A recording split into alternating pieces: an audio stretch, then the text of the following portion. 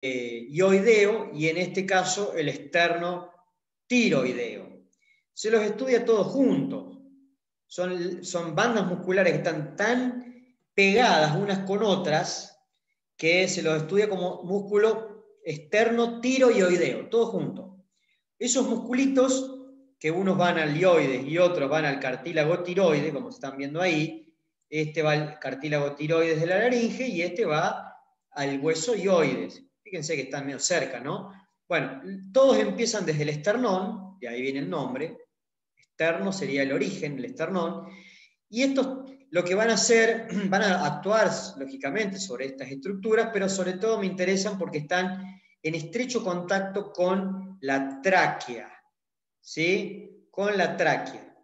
Y la laringe también, pero principalmente con la tráquea, y por eso lo es importante, porque ustedes van a poder acceder rápidamente a la tráquea separando estos músculos que están inmediatamente por debajo de la piel, ¿sí? Son músculos de poco desarrollo, acintados, muy finitos, y que cuando uno corta la piel, sobre todo en la parte de la línea media ventral, rápidamente se van a encontrar con esos músculos, la fascia primero, y esos músculos, y los van a poder separar sin dificultad para poder acceder rápidamente a la tráquea y realizar una traqueotomía. Ese es un poco el objetivo que tiene, ¿no?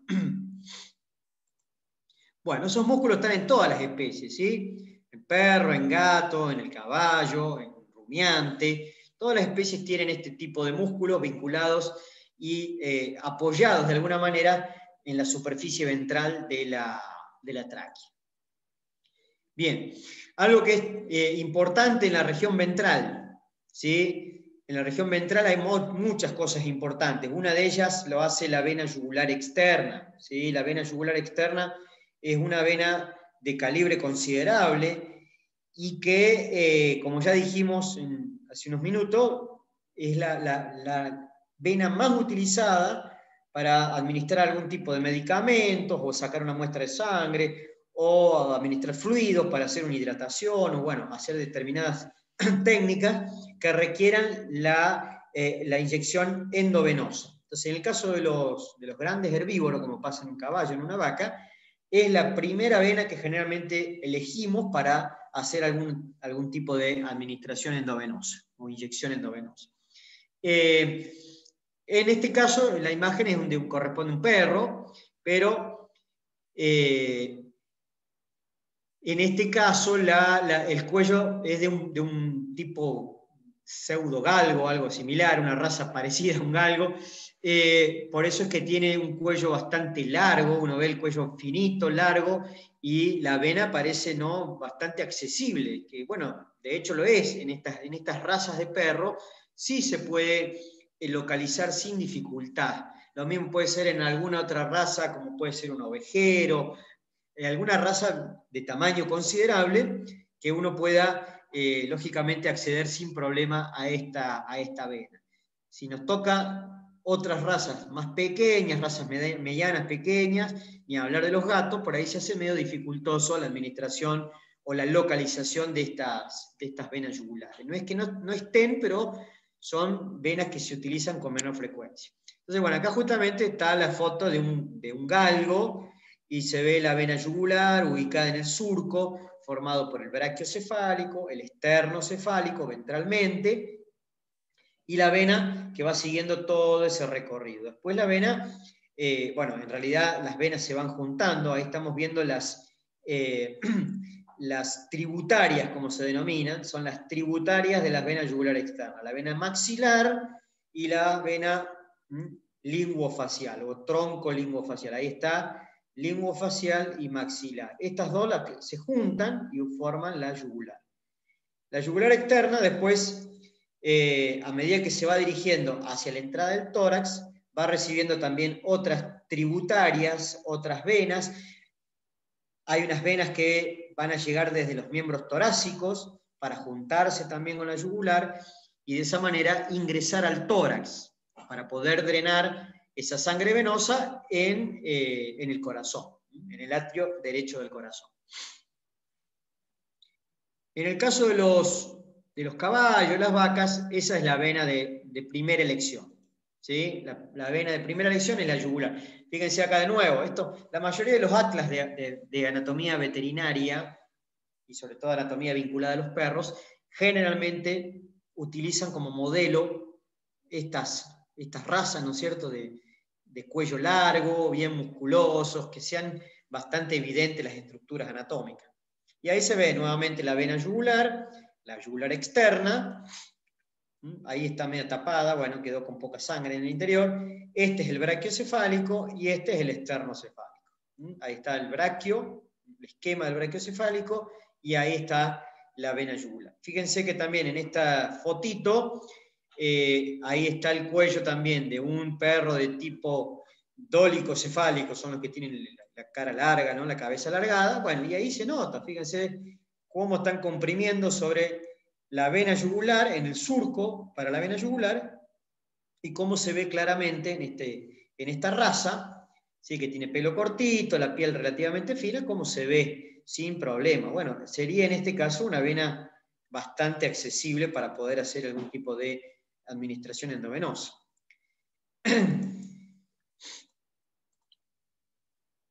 Bueno, acá en el caballo, esto sí, no tengan dudas que va a ser la primera vena que van a elegir para hacer administraciones endovenosas, para sacar una muestra de sangre, para meterle fluido. Bueno, es la vena más utilizada en la práctica, ¿no? La vena yugular. Se puede usar la derecha o se puede usar la izquierda. Generalmente uno utiliza el lado izquierdo por una cuestión de comodidad, nada más. Pero pueden utilizar la derecha y en algunos casos estamos obligados a usar la derecha porque pasa que cuando uno tiene que hacer administraciones de medicamentos durante muchos días consecutivos y cada tantas horas, esas punciones repetidas en las venas yugulares hace que por ahí no pase un flujo suficiente de sangre, se empiece a inflamar el cuello, entonces necesitamos utilizar la yugular del otro lado, como en este caso. Fíjense, acá en la imagen, esta imagen inferior, esa que está con los guantes puestos, ahí están poniéndole un catéter endovenoso. Es eso, ese elemento, ¿no?, que ustedes van a utilizar en breve. Son catéteres que sirven principalmente para administrar fluidos, grandes volúmenes de fluido cuando el animal está, por ejemplo, deshidratado, una diarrea, supongamos. Entonces hay que administrar mucho volumen de líquido y hay que dejar permanentemente ubicado dentro de la vena estos catéteres, que son generalmente de teflón. Vienen de otros materiales también, pero en general los más comunes son de teflón. Entonces, bueno, fíjense que acá están usando la vena yugular del lado derecho, ¿sí? En las otras dos imágenes se está trabajando sobre la vena yugular izquierda. Fíjense el tamaño que tiene eso, ¿no? Bastante grande, es un vaso sanguíneo de considerable tamaño, y por eso también se la usa con mucha frecuencia, porque el acceso es relativamente simple, ¿no? En algunos casos le podemos errar también. Pasa de vez en cuando que por ahí, cuando el animal está deshidratado, cuando el animal está por ahí que tiene mucha capa de grasa, cuando están muy gordos o muy peludos, y más allá que uno por ahí tiene que afeitar, conviene afeitar para administrar o sobre todo para canalizar esas venas, pero a veces nos cuesta encontrarla por algunas situaciones particulares, a pesar de que el tamaño de la vena demuestre lo contrario, ¿no? Sobre todo cuando el animal está con deshidratación, a veces cuesta localizar las venas yugulares. Ni hablar si queremos localizar una vena de menor calibre, ¿no? Más difícil todavía. Bueno, ahí se ve claramente, fíjense, están obstruyendo la sangre venosa, lógicamente que tiene que ir para aquel lado, hacia el corazón. Entonces cuando uno oprime la vena yugular, en este lugar, cerquita del pecho del animal, cerquita de la unión con el tronco, esto se empieza a llenar de sangre porque no puede pasar. Entonces esa es una de las maniobras previas que generalmente uno hace para poder hacer una inyección endovenosa de manera correcta, ¿sí? Ya les van a explicar cómo se hace, a lo mejor más de uno de ustedes sabe ya cómo se hace y lo han hecho, Pero bueno, eso es un poco lo que nos enseñan también en la facultad, ¿no es cierto? Cómo hacer una correcta administración endovenosa, cómo hacer una correcta administración intramuscular, subcutánea. Bueno, hay todas técnicas, hay que colocar bien de manera adecuada los dedos, apretar de manera correcta, bueno, agarrar de manera adecuada la aguja, ¿sí? La aguja tiene que tener un calibre adecuado también para cada especie, ya van a estudiar todo eso, cuáles son los calibres de las agujas, los colores que tienen, cómo viene todo señalizada, toda esa historia. Bueno, todo hace a la formación un poco integral que vamos recibiendo a lo largo de cada año. Bueno, y ahí están poniendo, fíjense, el catéter endovenoso, ¿sí? Que se pueden conseguir en cualquier veterinaria, en cualquier farmacia. A veces los de veterinaria no son tan fáciles de conseguir en la farmacia porque tienen un calibre por ahí mucho mayor, sobre todo los que se utilizan para caballo o para vaca, son mucho mayores a los que se usan generalmente en el humano. Pero bueno, ahí fíjense que va ubicado en el mismo sentido que va la sangre, ¿sí? El catéter se ubica hacia allá, hacia el lugar donde va la sangre. Ahora, cuando uno quiere sacar sangre, por ejemplo, o quiere administrar algún medicamento endovenoso, no lo mete de acá para allá, sino que lo hace de acá para allá, como en contra del flujo de la sangre. No pasa nada. En este caso, ¿por qué se hace de esta manera? Porque acá le vamos a conectar, ¿no es cierto?, en la tubuladura, y eso va a los sachets de fluido, a los líquidos que les vamos a meter a administrar al animal, y la idea es que no haga turbulencia eso, a medida que va entrando, no haga turbulencia con la sangre. Por eso es que se localiza y se ubica en el mismo sentido en que va la sangre, es decir, hacia allá. Por eso hay que conectarlo y ponerlo de manera adecuada a los catéteres endovenosos. Y Bueno, si le pones para el otro lado, si lo pones para el otro lado, se pueden formar trombos. Se pueden ah, formar como pequeños coágulos. Uy, se me está quedando sin batería. Ahí va. Se pueden formar algunos trombos, se pueden formar más fácilmente coágulos y se termina tapando. En algún caso puede pasar que se tape el catéter, ¿sí? Por eso es que se recomienda ubicarlo en el mismo sentido en que va la sangre, ¿no es cierto? La sangre va en las venas hacia el corazón. en las dos Bueno, yugulares, en lo mismo, en el mismo sentido. exactamente. Digamos, las venas siempre van buscando hacia el corazón, ¿sí? No importa la vena que encuentres o uses, siempre van, el recorrido de la sangre es hacia el corazón. En este caso, las dos venas yugulares, el recorrido de la sangre es el mismo, ¿sí? Es el mismo.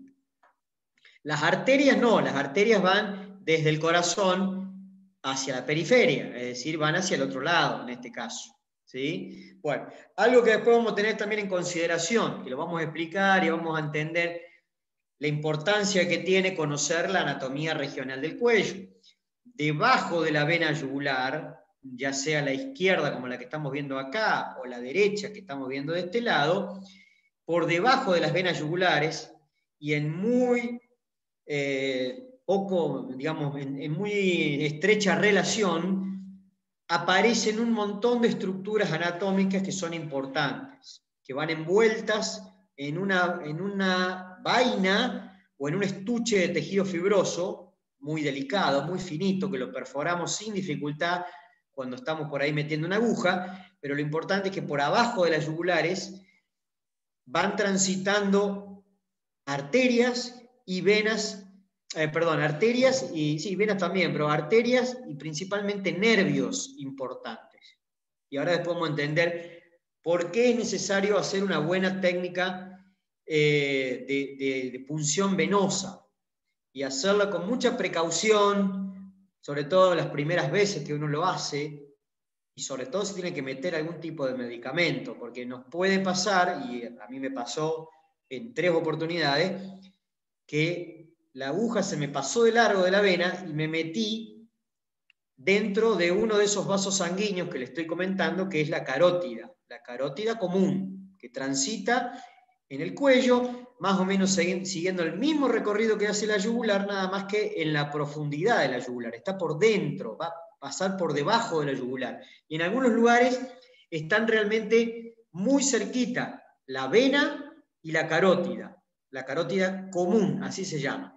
Entonces, ojo con eso. A mí me pasó que le administré un medicamento, en vez de metérselo adentro de la vena yugular, se lo metí dentro de la carótida.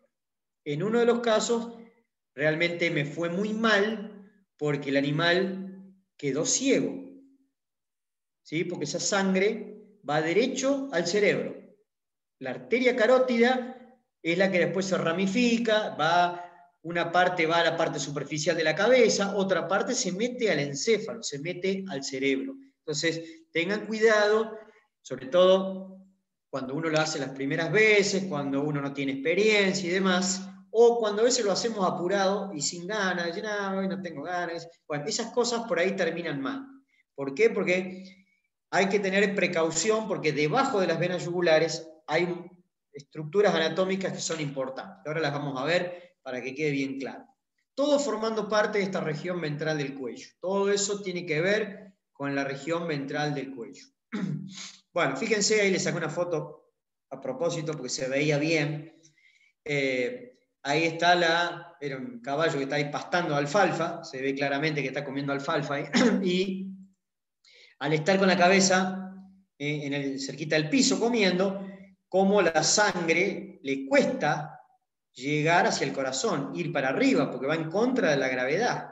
¿Sí? El corazón estaría más o menos por acá y la cabeza está acá abajo. Entonces la sangre tiene que ir volviendo, ¿no es cierto?, retornando hacia el corazón, y al estar con la cabeza hacia abajo se complica un poco la cosa. Por eso es que el caballo también todos los animales que están con mucho tiempo del día pastoreando, tienen una serie de dispositivos en los vasos sanguíneos y en la cabeza y en el cuello que ayudan para que la sangre, ¿sí?, vaya retornando de manera eficiente hacia el corazón. Las válvulas venosas son uno de esos dispositivos, ¿sí? Las válvulas venosas están para eso, para que la sangre vaya como subiendo por columnas y no pueda retroceder, no pueda volver de nuevo hacia abajo. Entonces ahí se ve claramente la yugular, ¿ven? Por debajo de la piel, se ve este cordón, es la yugular, ahí se ve la vena linguofacial, ahí se ve el borde cervical de la mandíbula, de la rama de la mandíbula, el ala del atlas, fíjense cómo se ve bien ahí, el ala del atlas. Bueno, y también se ven otras cositas, ¿sí? Algunas varices, miren, es porque hay alguna falla seguramente valvular, alguna falla en las válvulas, y hace que la sangre se empiece como a amontonar, que no pueda retornar fácilmente y se empiece como a amontonar en algunos lugares. Ahí se ve el nervio facial, esa sombra que está ahí, la articulación temporomandibular, bueno, se ven un montón de cosas, ¿no? Bueno. El bovino, los rumiantes también tienen unas generosas venas yugulares. Ahí está el surco, ¿sí? Ahí está el surco de la vena yugular, con la vena en su interior. Ahí está la vena yugular externa, se llama así, vena yugular externa. ¿Sí? Hay una derecha, una izquierda, y en algunas especies, como ocurre por ejemplo en estas, en los bovinos, en los carnívoros, eventualmente puede pasar en un cerdo, pueden aparecer, ¿sí?, pueden aparecer también en la profundidad venas yugulares internas. Estamos hablando ahora de las externas, que son las que son superficiales, ¿no? Son superficiales y son las que generalmente usamos en estos animales, en los rumiantes y en el caballo. Bueno, ahí está la vena yugular externa, ¿sí? La disección está pintada para que se vea mejor. Fíjense que está todo muy cerquita, cerca de la tráquea, cerca de los músculos externos tiroideos, esos músculos que habíamos dicho que estaban ahí abajo, ¿no es cierto?, en la parte ventral. Son venas realmente de gran diámetro, de calibre considerable, y por eso que además son superficiales. Entonces son todas características que las hacen muy apropiadas para canalizarlas y para utilizarlas, ¿sí?, para sacar sangre o lo que sea. Los medicamentos no están preparados para meterse, al menos los medicamentos que nosotros usamos en veterinaria, no están formulados para meterse dentro de arterias, ¿sí? Por eso es que se administran dentro de venas, ¿sí? Son endovenosos. Muchos medicamentos son endovenosos exclusivos, no se pueden poner ni subcutáneos, ni intramusculares, no. Los que son endovenosos exclusivos son aquellos medicamentos que tienen alguna parte en su fórmula, en su molécula, que lo hacen muy irritantes, por eso no se pueden poner intramusculares ni tampoco subcutáneos, son de uso exclusivamente endovenoso, eso ustedes van a leer después en el prospecto del medicamento, y hay muchos medicamentos que dicen uso endovenoso o intravenoso exclusivo, no lo pueden poner en otro lugar que no sea dentro de una vena, ¿sí? Por eso es que hay muchos medicamentos que ustedes no se los deberían dar al dueño para que lo ponga. No, yo se los pongo, total, yo sé poner. Y capaz que se los ponen en el músculo y les provocan una inflamación, porque son a veces medicamentos que son exclusivamente de uso endovenoso. No se pueden poner de otra forma. Bueno, vamos llegando a esto que es interesante, lo que se denomina. También estamos dentro de la región ventral del cuello, nunca salimos de ahí, pero ahora estamos en una parte que se denomina espacio visceral del cuello. En realidad es un espacio relativamente ocupado, prácticamente todo ocupado por estructuras anatómicas, es decir, que no hay un espacio vacío, no hay un lugar vacío, no, está todo ocupado por elementos anatómicos, entre ellos dos grandes vísceras. La tráquea, que está con el número 10, y el esófago, que dependiendo la especie y dependiendo en el lugar donde estemos observando, el esófago puede estar bien a dorsal o puede estar un poquito desituado hacia la izquierda del plano medio, acompañando como la parte izquierda de la tráquea, ¿sí? Eso va a variar también de acuerdo a la especie y de acuerdo a la región, digamos, va cambiando de posición un poco el esófago, si estamos en el comienzo del cuello, si estamos en la mitad del cuello o si estamos ya en el límite del cuello y el tórax. ¿Sí? De acuerdo al lugar, el esófago va sufriendo una pequeña modificación de su recorrido. Sobre todo es muy o más evidente en los herbívoros, en el caballo y en los rumiantes, es muy evidente ese cambio de posición que establece el esófago en relación a la tráquea, ¿no? En relación a la tráquea. Bueno, fíjense entonces, ahí están las dos grandes vísceras que ocupan prácticamente una gran proporción de este espacio denominado espacio visceral del cuello. Ese espacio visceral del cuello tiene como techo músculos que están pegaditos a las vértebras cervicales. Justamente en la parte ventral hay músculos que son los músculos largos del cuello. ¿Sí? Son los músculos que están bien adheridos a los cuerpos vertebrales, músculos que tienen que ver con la flexión de la columna cervical, de la parte cervical de la columna, y esos músculos, sobre todo los pequeñólogos, los que trabajan por ahí con perros y gatos, los tienen en cuenta en el momento cuando tienen que hacer alguna cirugía de hernia de disco, cuando los discos intervertebrales de las vértebras cervicales se alteran y pueden llegar a comprimir parte de la médula espinal. Los discos intervertebrales están acá, ¿no es cierto? Están entre vértebra y vértebra, pegaditos a los cuerpos de las vértebras cervicales, ¿sí? Entonces cuando parte de esos discos se lesionan y pueden llegar a comprimir la médula espinal, se hacen cirugías para tratar de restablecer toda esa mal posición que tienen los discos. A veces hay que sacar también parte de los discos y demás. Entonces el ingreso más común es desde ventral. En el humano también se hace lo mismo. En el humano, si hay que hacer alguna cirugía de disco intervertebral, generalmente se empieza o se ingresa por ventral, no por dorsal, sino por ventral, por abajo. Bueno, entonces, esos músculos que están ubicados pegaditos a las vértebras cervicales, estos músculos que están acá, son los músculos que se denominan largos del cuello.